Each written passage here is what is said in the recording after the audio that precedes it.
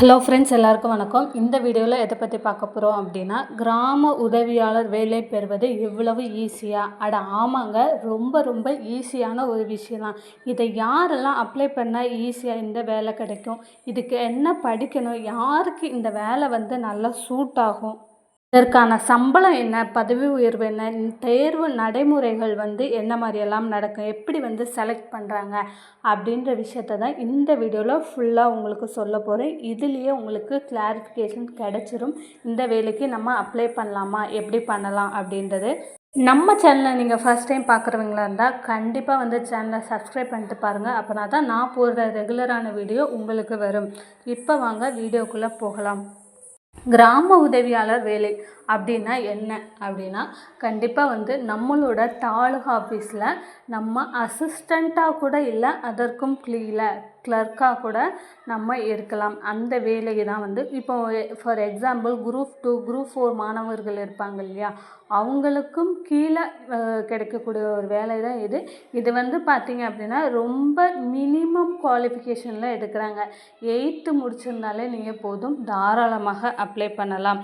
இந்த வேலை பார்த்திங்க அப்படின்னா கொஞ்சம் விஏஓக்கு தாசில்தாருக்கு என்னென்ன ஹெல்ப் பண்ண அவங்களுக்கு தேவை, எப்படி ஆஃபீஸ் அசிஸ்டண்ட்டுக்கு எடுக்கிறாங்க, ஆஃபீஸ் அசிஸ்டன்ட் மசால்ஜிலாம் மெட்ராஸ் ஹைகோர்ட்டில் எடுக்கிறாங்க இல்லையா, அதே மாதிரி தான் இந்த வேலை அப்படின்னு பார்த்திங்க அப்படின்னா எடுபிடி வேலை தான். உண்மையை சொல்லணும் அப்படின்னா இது ஒரு எடுபிடி வேலை மாதிரி தான். விஏஓக்கு நம்ம டீ வாங்கிட்டு வருது, காஃபி வாங்கிட்டு வருது, அவங்களுக்கு போய் கடையில் போய் ஜெராக்ஸ் எடுத்துகிட்டு வருது, இல்லை அவங்க எதனா சொன்னாங்கன்னா வெளியே போயிட்டு வருது, பேங்க் போயிட்டு வந்து, இந்த மாதிரியான நிறைய வேலைகள் நம்ம செய்யணுமா இருக்கும். இதுதான் உண்மை.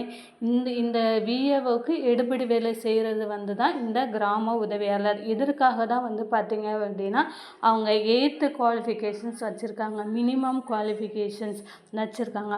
இதே நீங்கள் டிகிரி படித்தவங்க ரொம்ப இந்த அளவுக்குலாம் என்னால் வேலை செய்ய முடியாது அப்படின்னு நினைக்கிறவங்களுக்கு இந்த வேலை சூட் ஆகாது. நமக்கு வேலை கிடைச்சா போதும் தான், ஏதோ ஒரு கவர்மெண்ட் வேலை, பாத்ரூம் கூட கழுவேன் ஆனால் எனக்கு கவர்மெண்ட் வேலை வேணும் அப்படின்னு நினைக்கிறவங்க பார்த்திங்க அப்படின்னா தாராளமாக இந்த வேலைக்கு அப்ளை பண்ணலாம்.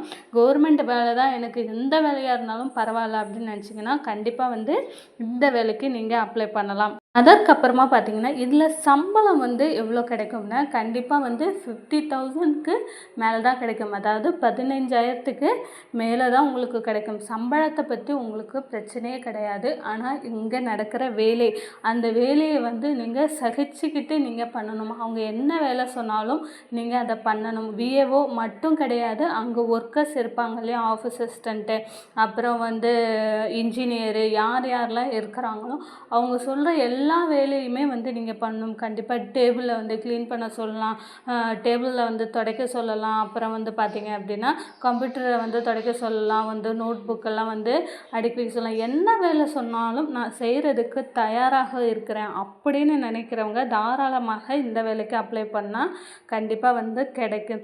இதற்கு சம்பளம் பார்த்திங்கன்னா கண்டிப்பாக ஒரு 15,000லேருந்து 20,000 ஸ்டார்டிங் கொடுப்பாங்க.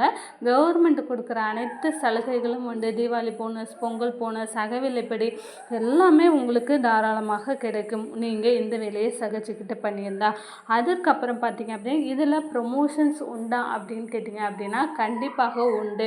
ப்ரொமோஷன்ஸ் பார்த்திங்க அப்படின்னா எடுத்தோன்னே ப்ரொமோஷன் கிடையாது. 3 வருஷம் ஆகலாம், 4 வருஷம் ஆகலாம், 5 வருஷங்களும் ஆகலாம். ஜூனியர் அசிஸ்டண்ட்டு, அப்புறம் சீனியர் அசிஸ்டண்ட்டு, இந்த மாதிரி படிப்படியாக நீங்கள் போகிறதுக்கான சான்ஸ் இருக்குது. ஆனால் கொஞ்சம் டிலே ஆகும். ஒரு போஸ்டிங் இன்னொரு போஸ்டிங் போகிறதுக்கு பார்த்திங்க அப்படின்னா கண்டிப்பாக 3-4 வருடங்கள் ஆகும். நம்ம எடுத்தோடனே ப்ரமோஷனில் போக முடியாது. இதுக்கு எக்ஸாம் வைக்கிறாங்களாங்க அப்படின்னு கேட்டிங்கன்னா கண்டிப்பாக இதுக்கு எக்ஸாம் கிடையாது, இன்டர்வியூ மட்டும்தான். இன்டர்வியூ யார் வைப்பாங்க அப்படின்னா ஒரு சில ஆஃபீஸர்ஸ், விஏஓவாக இருக்கலாம், கலெக்டர் ஆஃபீஸில் தான் பார்த்திங்க அப்படின்னா இந்த இன்டர்வியூ நடக்கும் அப்படின்னு சொல்கிறாங்க. இதோட குவாலிஃபிகேஷன்ஸ் நான் உங்களுக்கு ஆல்ரெடி சொல்லியிருந்தேன். 8th அப்புறம் 10th. நீங்கள் கலெக்டர் ஆஃபீஸ் இல்லை விஏஓ ஆஃபீஸில் தான் இந்த இன்டர்வியூ நடக்குது. யாரானா ஒரு உயர் அதிகாரி அங்கே இருப்பாங்க. ஒருவேளை கலெக்டரோட பிஏ இல்லை கலெக்டருக்கு கீழே உள்ள யார் வேணாலும் வந்து 2 ஆஃபீஸர்ஸ் முன்னாடி வந்து பார்த்தீங்க அப்படின்னா இன்டர்வியூ நடக்கும். இந்த இன்டர்வியூவை பொறுத்த அளவில் உங்களுக்கு ஒரு 30 மார்க்கு தான் இன்டர்வியூ. உங்களோட செல்ஃப் இன்ட்ரடக்ஷன்ஸ் தான் ஃபஸ்ட்டு வந்து நம்ம கேட்குறாங்க. நீங்கள் என்ன படிச்சிருக்கிறீங்க, உங்களோட ஃபேமிலி பேக்ரவுண்ட் என்ன, ஹஸ்பண்ட் மேரீடாக இருந்தால் நீங்கள் உங்கள் ஒய்ஃபோ இல்லை உங்கள் ஹஸ்பண்டாக என்ன பண்ணுறாங்க, அன்மேரீடாக இருந்தால் உங்கள் பேரண்ட்ஸ் என்ன பண்ணுறாங்க, இந்த வேலைக்கு நீங்கள் உங்களை இஷ்டப்பட்டு தான் வந்து அப்ளை பண்ணியிருக்கீங்களா, இந்த வேலையோட பணி இந்த மாதிரியான வேலைகள் தான் வந்து இருக்கும், இதை உங்களால் செய்ய முடியுமா அப்படின்னு சொல்லி தான் வந்து கேட்குறாங்க. அது என்னென்ன வேலை அப்படின்றத நான் சொல்லிட்டேன். இந்த வேலையெல்லாம் செய்ய என்னால் முடியும் அப்படின்னு நினைக்கிறவங்க தாராளமாக இதற்கு வந்து நீங்கள் அப்ளை பண்ணலாம். இதுலேயுமே வந்து பார்த்திங்கன்னா முன்னுரிமை நிறைய பேருக்கு வந்து இருக்குது. எப்போதும் இந்த கவர்மெண்ட் ரூல்ஸ் படி விடோ, அப்புறம் கணவரால் கைவிடப்பட்ட முதல் தலைமுறை பட்டதாரி, பிஎஸ்சி, இந்த மாதிரி இன்டர்காஸ்ட் மேரேஜ், இந்த மாதிரி நிறைய முன்னுரிமை வந்து இருக்குது. தாராளமாக முன்னுரிமை நீங்கள் வச்சுருந்தீங்க அப்படின்னா நீங்கள் அப்ளை பண்ணிங்கன்னா கண்டிப்பாக வந்து கிடச்சிரும். நீங்கள் வந்து 8th படிச்சிருந்தாலே போதும், 10th படிச்சிருந்தாலே போதும், இல்லை டிகிரி படித்தவங்க கூட கண்டிப்பாக வந்து இந்த வேலைக்கு நீங்கள் அப்ளை பண்ணுவீங்க. நிறைய பேர் பண்ணுவீங்க. உங்களுக்கு ஓகே இந்த வேலை செய்ய எனக்கு ஒன்றும் ப்ராப்ளம் இல்லை அப்படின்னு நினைக்கிறவங்க கண்டிப்பாக பண்ணலாம். அதுக்கப்புறமா வந்து பார்த்தீங்க அப்படின்னா இதில் தேர்வு நடைமுறைகளை பொறுத்தளவில் இன்டர்வியூ வந்து ஒரு 30 மார்க்கு. இது வந்து உங்களோட தாலுகா, இப்போ வந்து உங்கள் தாலுகாவில் வந்து வேகன்சி அறிவிக்கிறாங்கன்னா அந்த தாலுகாக்குள்ளே நீங்கள் இருந்தீங்க அப்படின்னா அதற்கே வந்து பார்த்திங்கன்னா 35 மார்க் கொடுக்குறாங்க.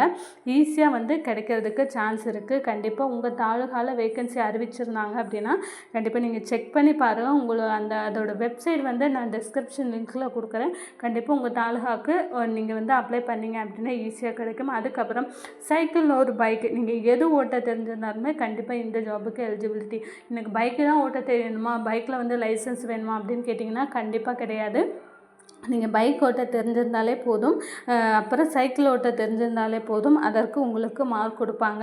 அதற்கப்புறம் பார்த்திங்க அப்படின்னா முக்கியமான ஒரு விஷயம், தமிழ் வந்து எழுத படிக்க தெரியணும். உங்களுக்கு இங்கிலீஷ் தெரியுதா தெரியலையா அப்படின்றத அவங்க கேட்கவே மாட்டாங்க. உங்களுக்கு தமிழ் தெரியுமா, தமிழ் வந்து எழுத தெரியுமா, தமிழ் வந்து படிக்க தெரியுமா, அதுதான் வந்து இன்டர்வியூவில் செக் பண்ணுறாங்க. உங்களை ஒரு நியூஸ் பேப்பர் கொடுத்து வாசிக்க சொல்லலாம், இல்லை அவங்க ஒரு பேராகிராஃப் மாதிரி அவங்க சொல்லுவாங்க, அதை வந்து உங்களை எழுத சொல்லலாம்.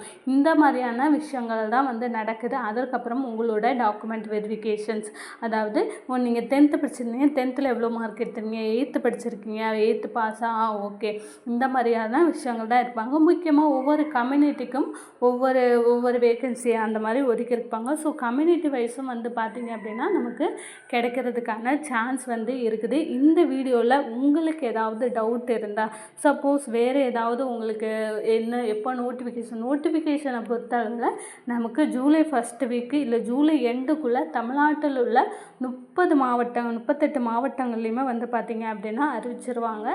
இதில் ஏதாவது உங்களுக்கு டவுட் இருந்தால் கண்டிப்பாக வந்து கமெண்ட் பாக்ஸில் கமெண்ட் பண்ணுங்கள்.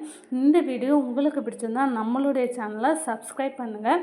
நோட்டிஃபிகேஷன்ஸ் ஒன்ஸ் உங்களுக்கு வந்துச்சு அப்படின்னா யாருமே அப்ளை பண்ணாத விட்டுறாதீங்க. கண்டிப்பாக வந்து அப்ளை பண்ணுங்கள். ஈஸியாக வந்து வேலை வாங்கிடலாம். Thank you friends.